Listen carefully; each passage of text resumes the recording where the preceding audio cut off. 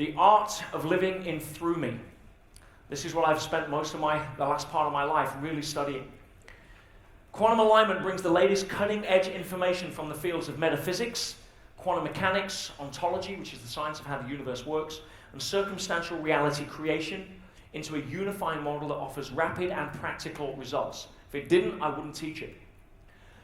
But in order to give you an introduction, I want to go back a little bit, because 21 years ago, something happened that fundamentally shifted the entire basis of the course of human history. And at the time, nobody really guessed its implications. And that incredible event was precipitated by a guy called Bill. Good old Bill. And part of this event made him one of the richest men in the world. Who am I talking about? Mr. Gates. And what our dear friend Mr. Gates did was he brought to the world an operating system 21 years ago called Windows, do the math, 21 years ago, yeah, Windows 5, 11 years ago, Windows 95, and now you can see why I failed math. But Windows 95, why was Windows 95 so special? Why was it so special? What was the transition? What did it usher in the wave of human evolution that nobody foresaw?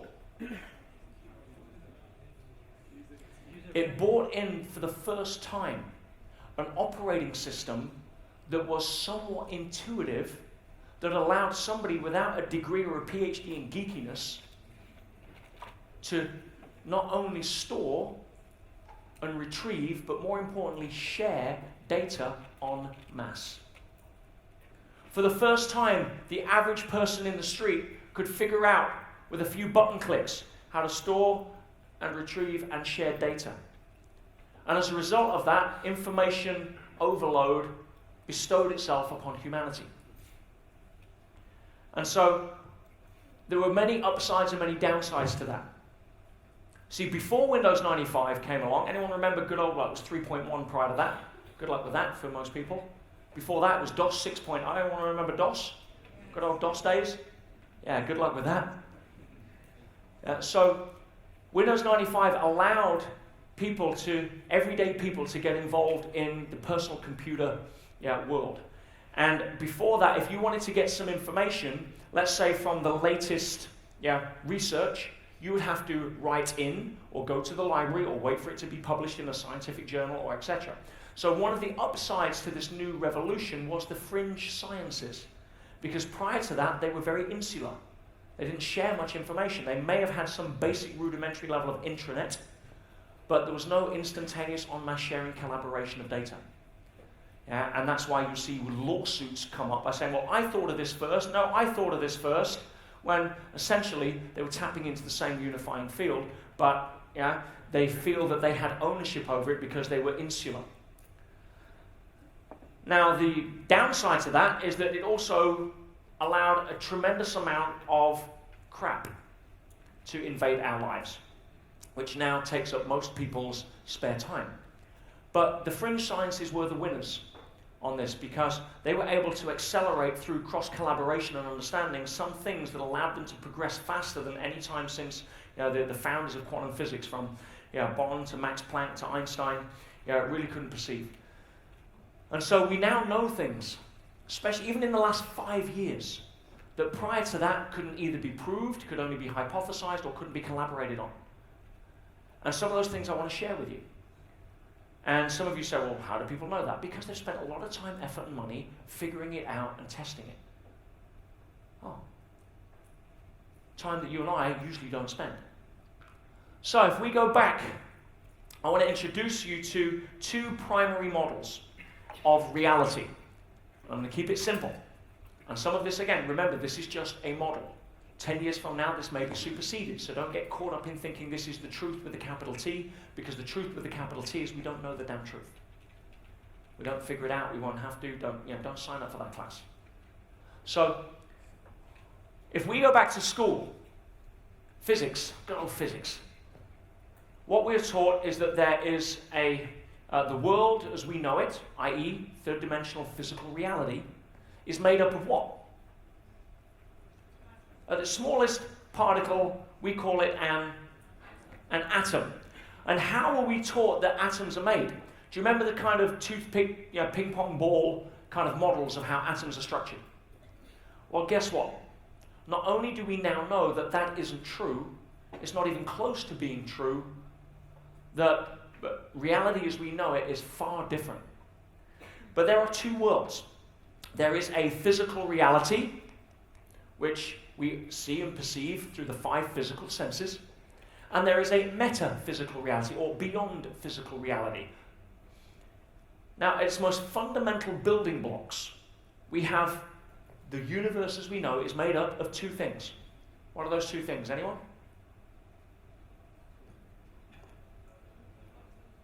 Matter, which is made up of atoms or particles, and waves. Correct. So we have waves and we have atoms. So here's a wave, and the old model of the atom is the fact you have something in the middle called a nucleus, and then there is something called an electron that buzzes around the outside like the moon orbiting the Earth. Correct? That's kind of the prevailing model. And here we have, an electron that's buzzing around. Now that isn't true. We now know that that doesn't actually exist. What exists is the fact that this electron doesn't orbit like a moon and a planet, or the sun and a planet. Instead, it appears in a specific location. Anybody know what that specific location is? Anywhere. That's not very specific. Where you look at it. And this is one of the greatest discoveries of the 20th century. In the 90s, called the observer effect. And what was noticed was that the electron would appear in any place in this sphere called a field of possibility, or a field of potentiality, whichever name that you want to call it, depending on what book you read. And just to give it some size context here, if this was the size of a pea, a garden pea, on your plate, the outer edge of where the electron could appear in that field of possibility would be probably the outer edge of Wembley Stadium if the pea was on the center of the field. Now, understanding that level of context, how many different places could that electron appear? Bearing in mind it's a lot smaller even than the pea. Quite a few, would you agree? In other words, probably infinite. If you have an XY graph, how many places can you place an X? Infinite. Unlimited level of possibility. So there is an unlimited level of possibility as to where this electron can show up. Where does it show up? Well, guess what? It shows up where the observer of that experiment intends it to show up. Bloody interesting, if you ask me. What I mean by that is that if the observer intends it to appear here, that's where it appears. When the observer is not looking, does anybody know what happens?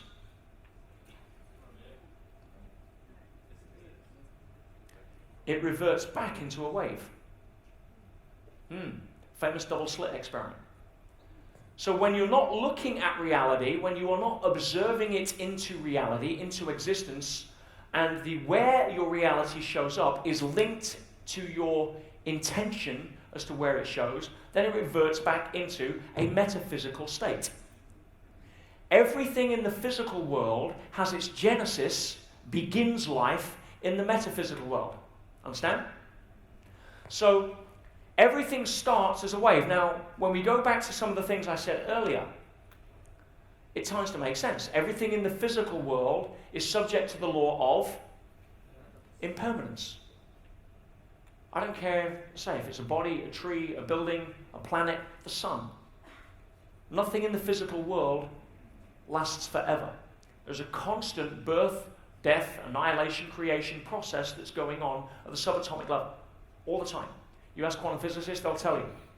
We have particles popping in and out of existence into a vacuum, and they have no understanding why. Now again, if you look at the fact that we have a wave, and when we observe the wave, it collapses, it's called collapsing the waveform, it collapses into a particle, based upon our intention. Now, does that not in itself validate at a micro level, a link between thoughts and circumstantial reality. 100%. Now, what do you mean you just intend? How do you intend? Well, very simple. What is intention? I've got news for you. We don't know. You see, the closest we can get is a label. That's what the left brain likes. You're going to learn a lot about labels before you leave tonight. So if I wanted to raise my arm, and what actually raises my arm? What is the actual thing or process that raises my arm, do you think? Okay? Tension,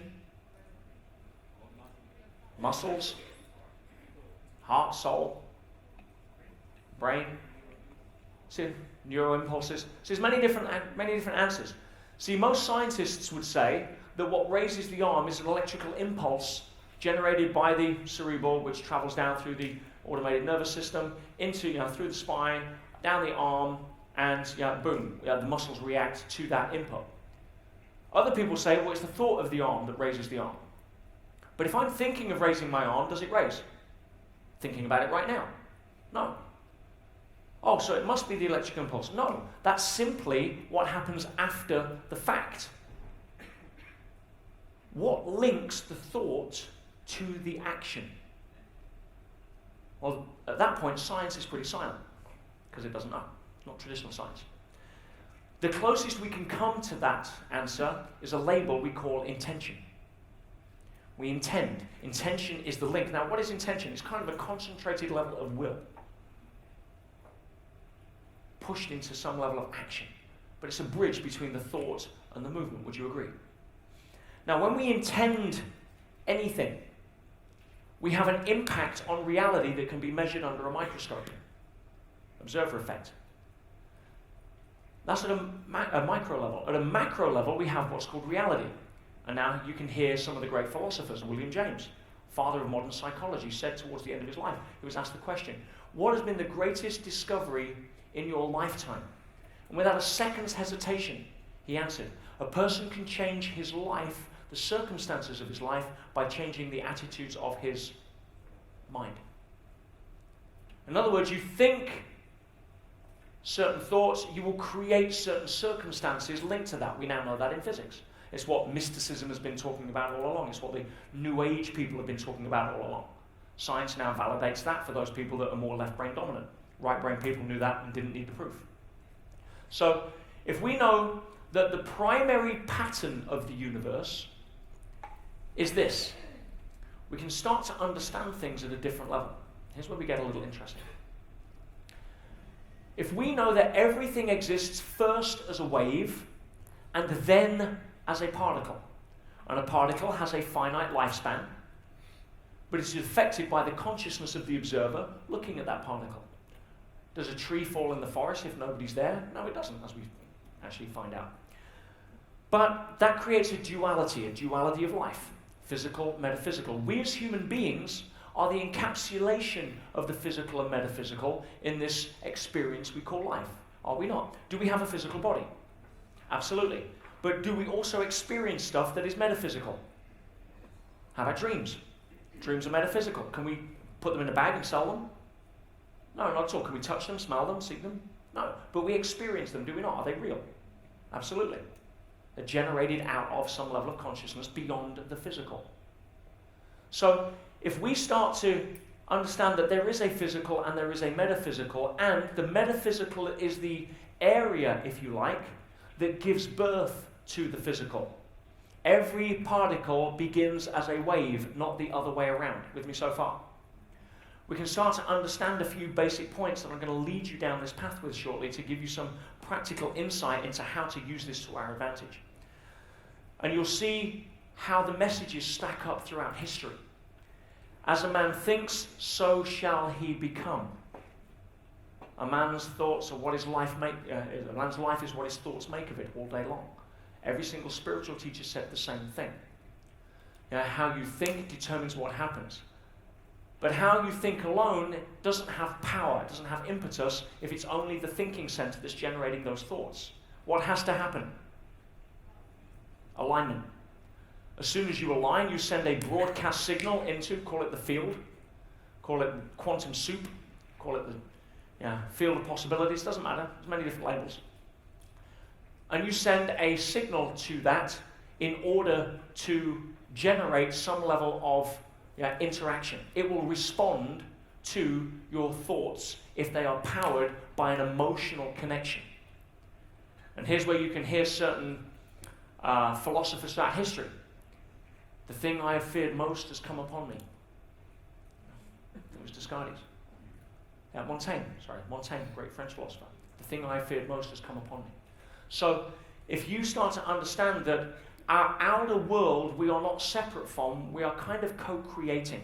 And we're doing it based upon how we collapse the waves at the quantum level into reality. Now what this is basically is a lower frequency. If you think that mass is solid, then I've got news for you. It's not. If you look at it through the eyes of a scientist, it is waves that are condensed into fixed patterns we call particles, but are still vibrating, still constantly moving. If you were to imagine, for example, a string with a pebble on my finger, and I was to spin that, and I was to spin it so fast that I couldn't get my other finger through, the illusion would be that I'm hitting solid, correct? Are you looking at me blank? All good so far? That is essentially what the physical world is. It's condensed waves slowed down into fixed patterns that we call particles. You raise the frequency and you feel lighter because particles have mass. Mass is affected by something called gravity. We don't know what gravity is. We can't even see it, we can't touch it. It's part of the metaphysical. It is a phenomena, and we label it called gravity, but the reality is we can't measure or see gravity, we can only measure or see the effects of gravity, so we know it's there. So, if you are raising your frequency, this is how frequency is measured, if you raise your frequency to higher levels of vibration, things like joy, fulfillment, compassion, unconditional love, they all carry a high frequency. Now, do you feel lighter in those moments or heavier? No, tell me, which one? Lighter. Because those frequencies radiate. They radiate out. They affect people.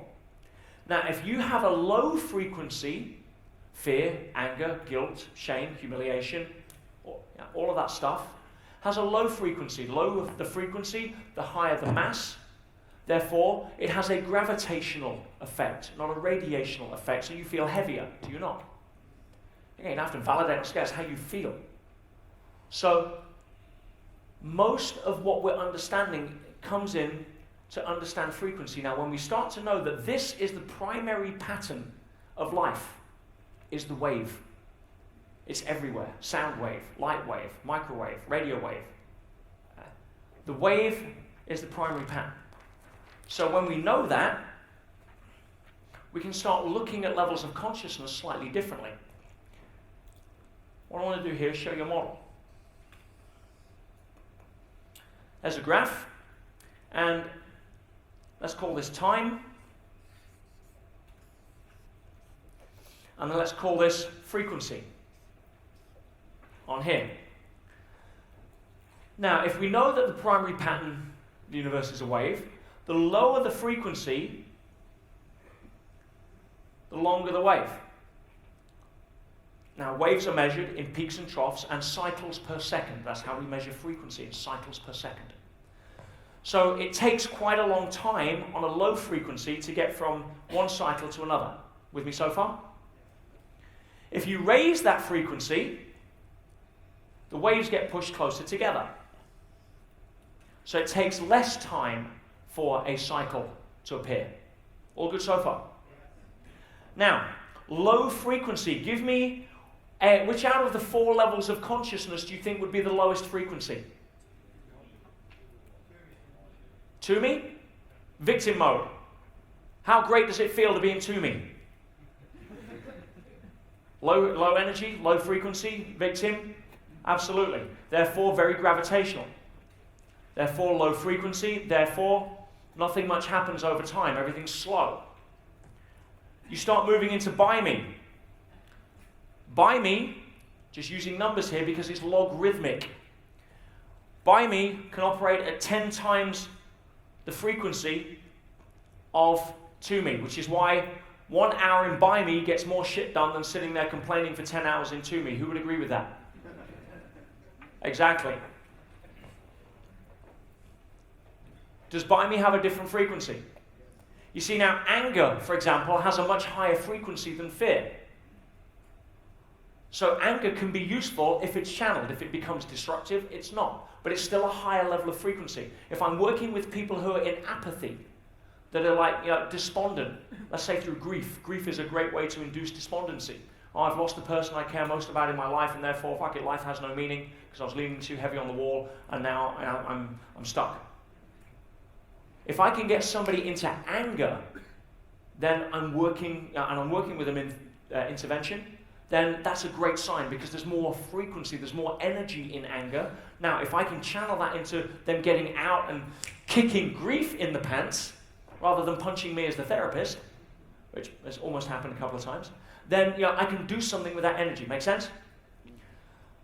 Okay. Through me. 10 times the frequency of by me. In other words, 1 hour in through me can achieve the same amount in your life as 10 hours in by me or 100 hours in through me. So if you know how to get into through me by raising your frequency, then at that point you can start attracting what it is by flowing with the river. Make sense? You're going downstream a lot quicker. And in one cycle, in through me, 10 cycles in 1 hour would be the equivalent of 100 here or 1,000 here. It's very powerful. You can go out and swim upstream and make 50 sales calls. Or you can be in through me and meet one person through a friend who just happened to be introduced you, or you meet in a lineup in Starbucks and they become the same level of customer. We've all had experiences like that because we've all stumbled into through me, usually by accident, and then wonder why it isn't there anymore because we don't know how to maintain it. So, does this make sense? Now, obviously, 1 hour in as me will be the same as 10 hours in through me, which would be 100 hours in by me and 1,000 hours into me. Now you can see why one spiritual person or one high frequency person can lift an entire room of low frequency people, because it's logarithmic. One person calibrating it as me can create an entire movement, spiritual or religious movement, that lasts for centuries. All down to frequency. Now again, in the physical world, we understand frequency very well. We understand harmonics, we understand resonance. The metaphysical world operates very similar. There are many similar rules and laws in the metaphysical world that translate and carry over to the physical world.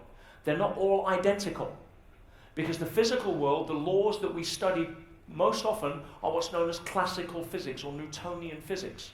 And we understand those laws so well, and they're so precise and so accurate, we can put a man on the moon. We can launch a satellite into space with precision, because we figured out the laws that relate to the low frequency physical world. Laws of forces, motion, gravity, etc., etc. But there are certain laws that go from one over to the other, just like there's certain characteristics of a child that takes from its parents. Now, the metaphysical world is not subject to the low frequency laws. If you want to create a business, or if you want to create something in the physical world, you're dealing with physical laws. There is resistance, it's low frequency by its very nature. That's okay. That's where we are. If you're dreaming in the metaphysical world, and you dream of an Alsatian, how fast does an Alsatian show up? Correct? Because it's not subject to gravity, laws, and motion around the classical physics. Lives in a different world. But there are many crossovers between the physical and the metaphysical, because the physical is given birth to from the metaphysical. Understand? Everything starts as a wave and then becomes a particle, not the other way around. So it makes sense that some of these laws carry over. Now, what does that mean for us? Well, there's many different ways of saying it. Here's one. Same as having two bank accounts. A financial bank account and an emotional bank account. Which world does the financial bank account live in? Physical or metaphysical? Physical, correct.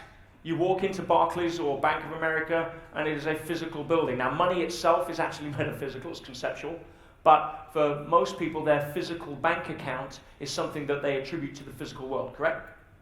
Yeah? And if you're dealing in actual precious stones or metals or anything else, or paper, it's physical. We attribute it to the physical world. Now we also have an emotional bank account. Which world does that live in? Metaphysical. So now can you see why? Because the metaphysical gives birth to the physical, that it's your emotional bank account that has to go up first before your financial bank account follows. Understand? Most people have it linked the wrong way around. Most people have their emotional bank account linked to their financial bank account. And that's great if you want to live in by me. The challenge with that is that it's hard work. If I've got very little money in my account, where's my emotional bank account for most people? High or low? Low. If I get some money or I'm doing well, financially, especially if I've made the mistake of linking my self-worth and my net worth, then where's my emotional bank account? High. But that usually is temporary for most people, is it not? Because they've got it wired backwards.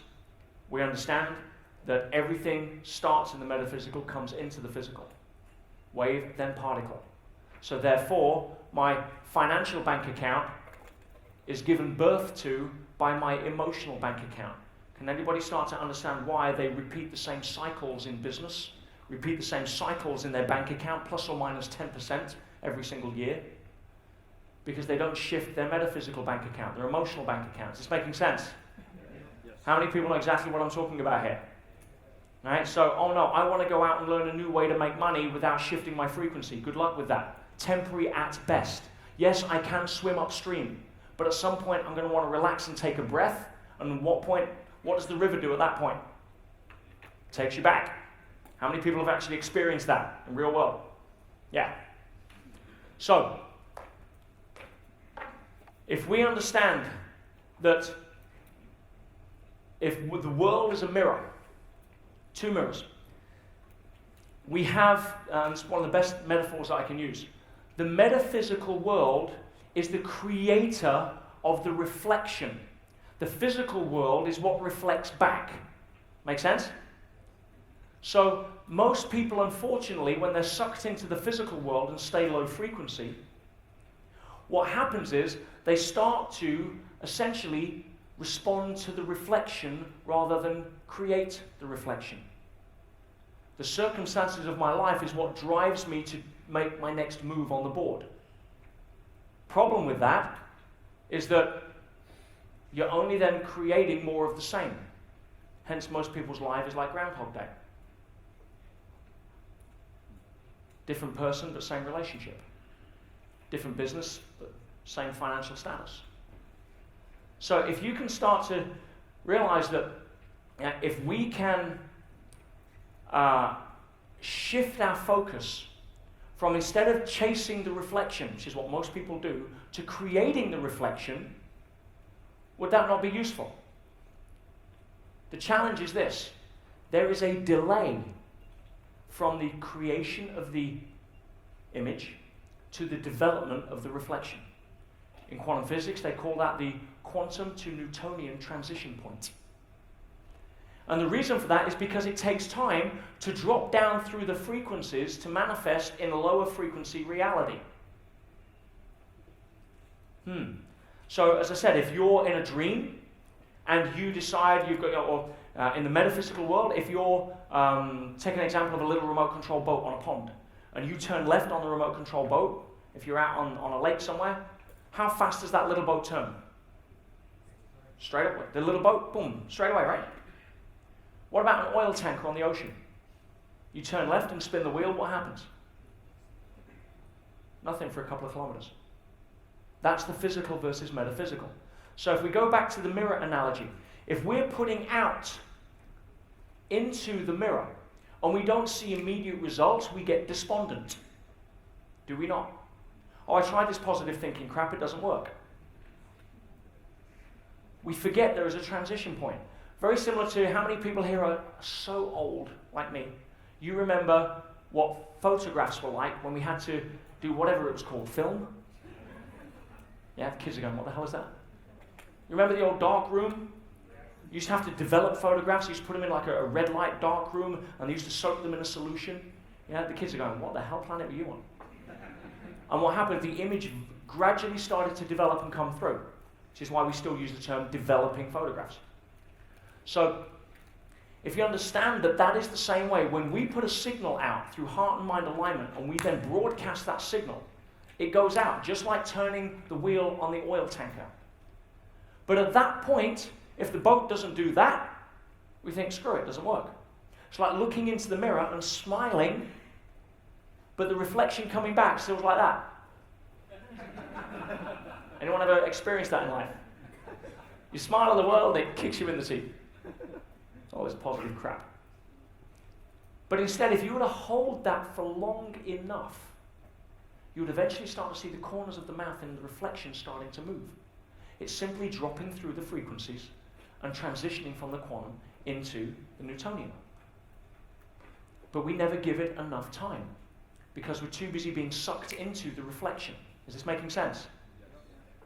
You see, if you turn the wheel on that ship, and you're the captain of that ship, and you give the command to the engine room, and they say, no problem, captain, do you then panic to see if it's going to happen or not? In that context, no. But in many contexts in life, yes, we do.